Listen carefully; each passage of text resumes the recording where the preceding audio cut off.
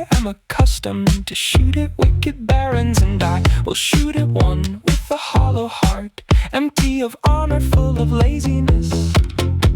Slanderer, deceiver, gossip, avaricious, base, rich man, empty of good deeds, full of deceit, vile in battle.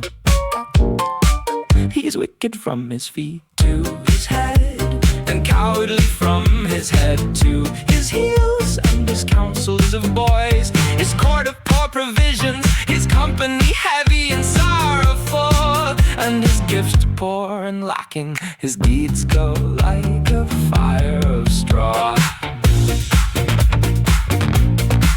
To his enemies his eyes are closed, and against his friends he comes from both sides, to do deceit and treason, and yet he does not fear to fail, for he says and is not ashamed of it, that his relative was Ganelon.